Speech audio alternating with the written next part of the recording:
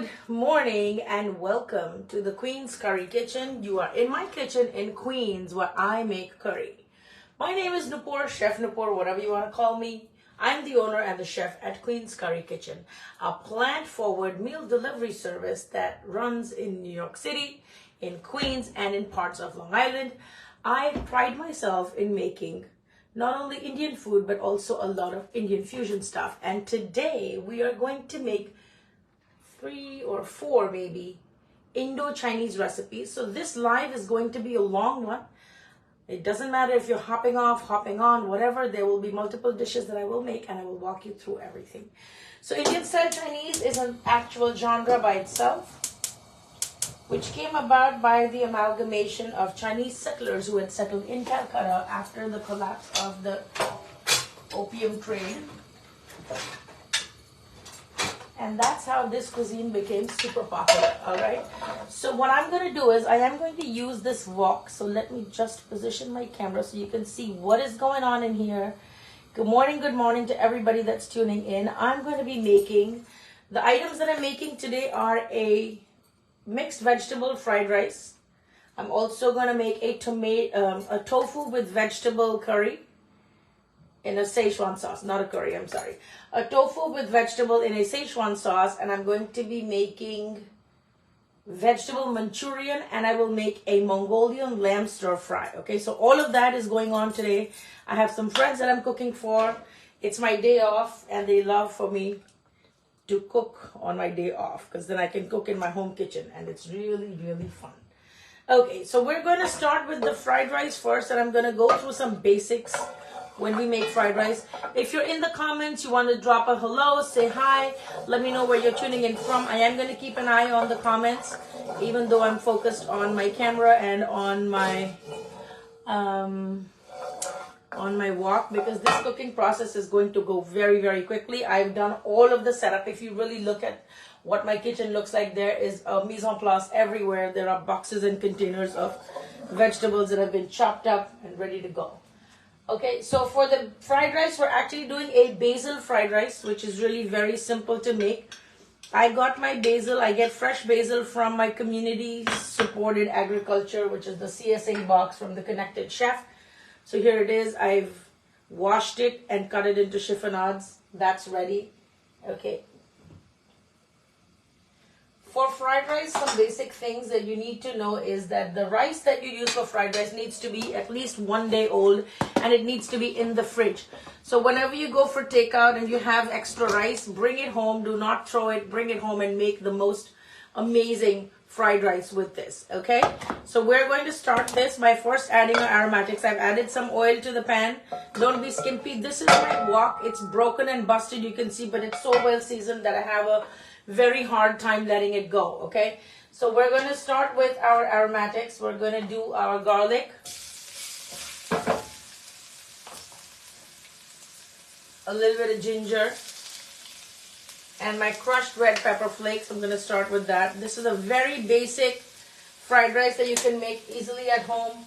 It does not require, I've been making this fried rice since I was 8 years old. Of course, my technique has refined, and I've learned some things along the way as to how to deploy aromatics, etc. But I've been making fried rice since I was a latchkey kid, like forever and ever and ever. Okay, so we are going to start with this. I had turned to open my cabinet for something, but I forgot what it is that I was looking for. Yes, I am looking for my mushroom powder, which I can't find right now. Okay, you know what? I'll get to it when I'll get to it. Okay, so we are going to get these aromatics going. When you smell them, you're going to go ahead and add some thinly sliced onions. I like them nice and long because I want to get that textural mouthfeel in my fried rice. I don't like to taste only rice. So I add whatever vegetables come in my farm's weekly box. I use whatever I can, as much as I can, as many veggies as I can, right? So I'm just going to give this a stir.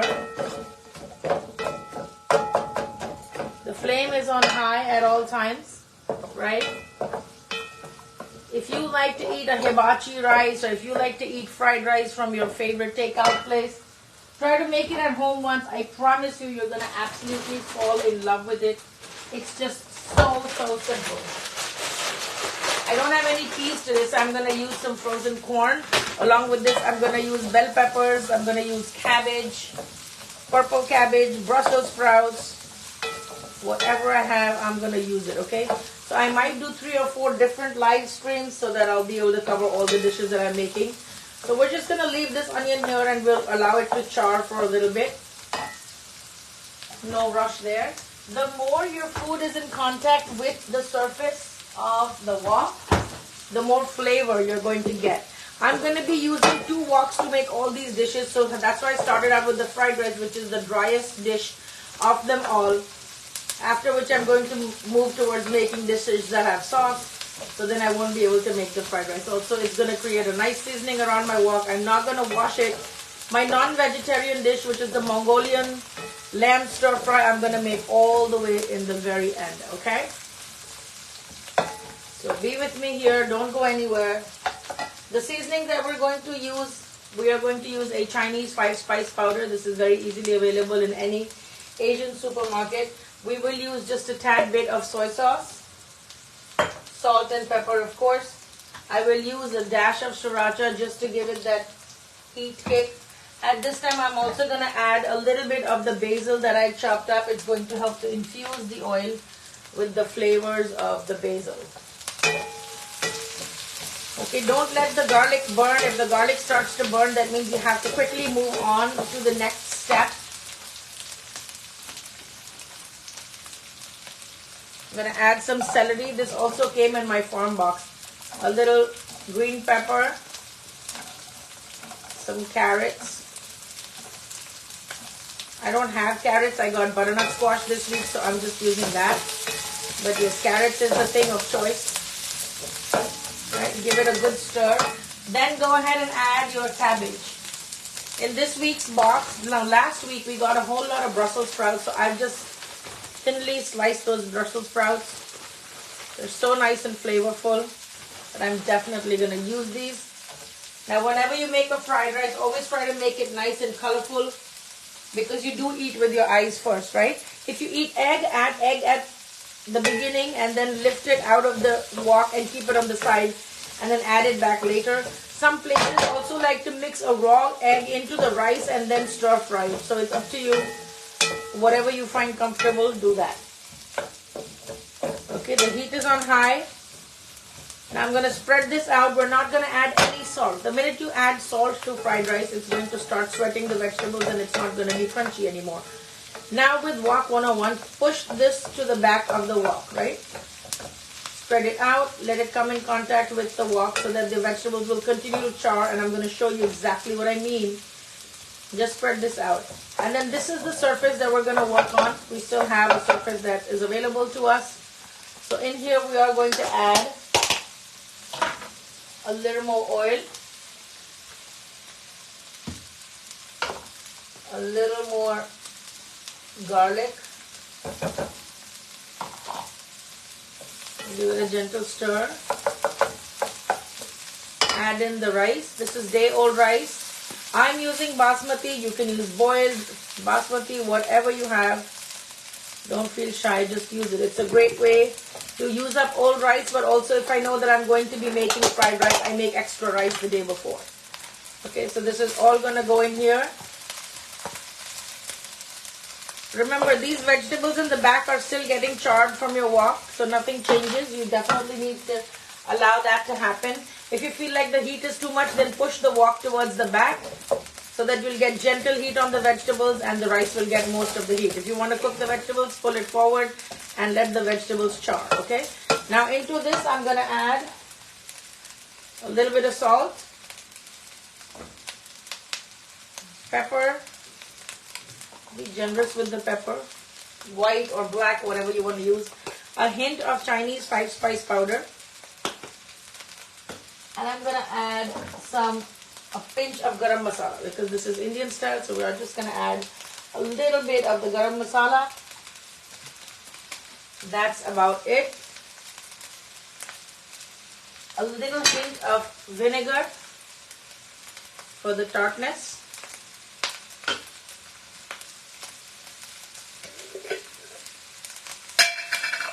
A little hint of soy sauce. You don't want to use too much, and if you're using dark soy sauce, be careful because it's going to make your fried rice completely black, okay? Now that this is done, just break up the lumps a little bit, give it a gentle toss.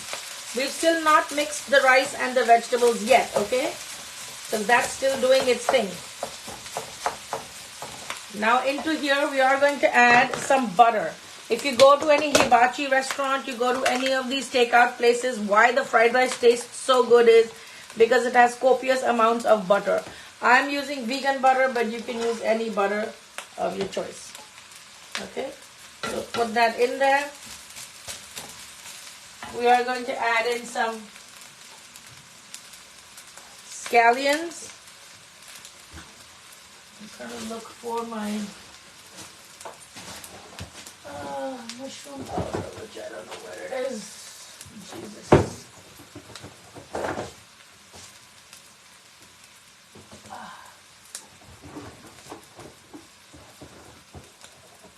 Okay. Now, if you were cooking this in a restaurant, you would add Ajinomoto or sal de gusto. In this case, we're going to add a mushroom powder, which is very similar to chicken powder, but it's the vegetarian option instead. There's no chicken in here. It's just, it adds umami to your dish. So we're going to do that. Then now is the time to combine the veggies and the rice. So we're just going to toss it and bring it forward. You see how the charring is? You see this color that came on these vegetables? It is because you allowed the vegetables to stay in contact with the hot wok. Okay? Now we're just going to toss it very nicely. Beautiful. That's looking really good. Break up all of the lumps there. Increase the heat to high because you don't want it to become soft. You still want the vegetables to be nice and crunchy and crisp. I think basmati rice tastes so good in the Indian style Chinese. That's what makes it special. If you have boiled rice, you can absolutely make this recipe with boiled rice as well. Just make sure that the rice is chilled. Okay. That's about it. No rocket science. It's really easy peasy. Let me just add some corn like I said I would be.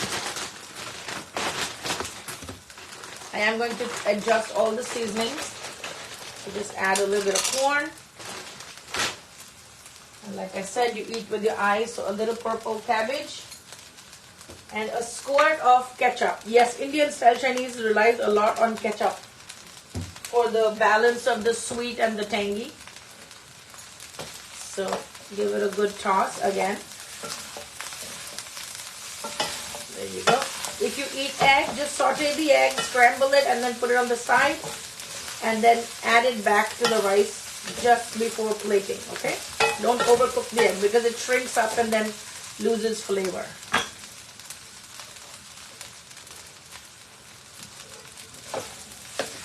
Okay, so this is literally done in just a matter of seconds.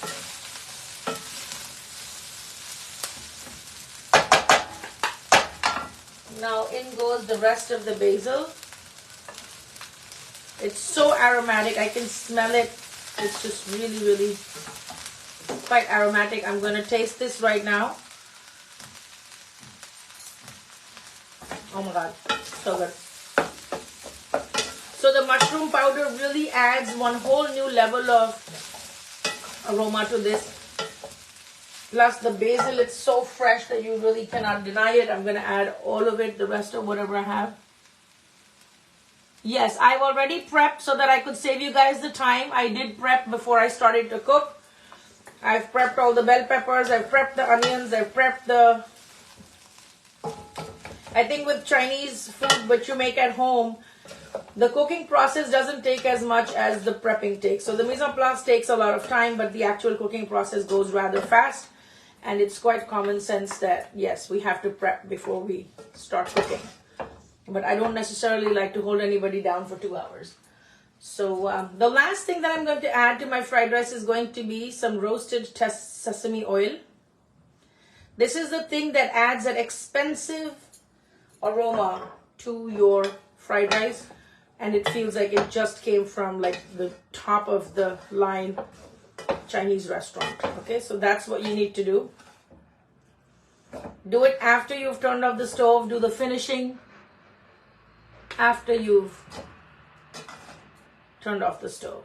Okay, now we're going to put this rice, we're going to put it in a box, and you can see I started out with 2 boxes of rice, but you'll see how much more it becomes when I start putting it back, because the veggies add bulk to it. If you have picky eaters at home,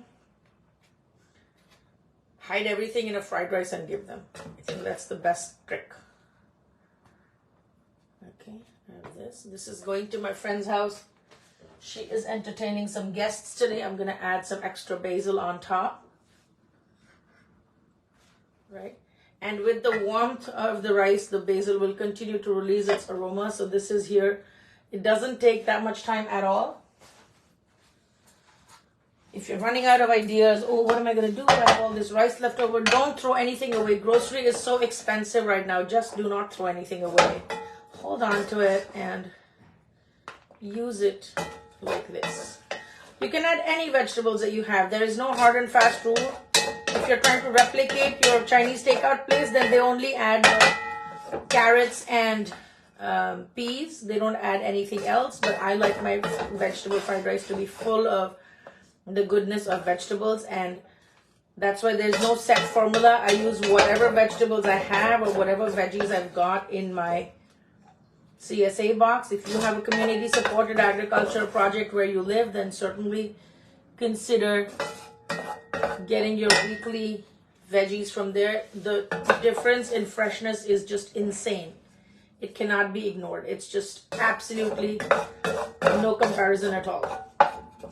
Okay, so if you have any questions about what you saw today, anything that you want to add to this, what's your favorite kind of fried rice? If you want to do like a chicken or a shrimp fried rice, just saute whatever you need to put and then add it back to the rice in the end. Okay, so that's how you're going to do it. I am going to go off the live and I'll come back again because I have to do 3 more recipes for you guys. So I will be back in another live. If you have any questions, I'm happy to answer them for you. If you're not following my page, please do so. My Instagram handle is Indian Food Queens, and on Facebook it's Queen's Curry Kitchen. TikTok is Queen's Curry Kitchen as well. If you want to go to my website and download a free recipe, there is a chana masala download available on the website. It's www.queenscurrykitchen.com. Head over to the website. Download that recipe. If it's the only recipe that you're going to need to break the ice with Indian cooking, you might want to try it. It's a chickpea curry recipe that you can download for free and start making it right away. It requires very minimal ingredients that come from the supermarket. On the website, you will also see a lot of ebooks on the subject, including restaurant curry secrets, the breads of India, different rice recipes from India, vegan Indian cooking. There's a lot of ebooks that you can quickly download, 9 to 10 recipes that you can try out. And if you run into any problems, you can give me a call, you can text me, you can email me. You can also direct message me and say, hey, you know what? I went to the farmer's market and this is what I found. What can I make with this, right? So don't be discouraged. You are not too far away from a home-cooked meal. Remember, families that dine together shine together, and I really hope that this holiday season you're making all the time you can to spend some time with your loved ones. Family is not always the ones that we are born with or born around, but also the ones that we choose. So if you have good friends in your life who are more than family, be thankful for them and celebrate along with them. That itself is a gift. So thank you so much for everybody that joined me today. I know it's not the day when anybody has a lot of time, but you chose to spend it with me, so I certainly do appreciate that. I will be back in another live. Until then, goodbye and God bless. Be blissful.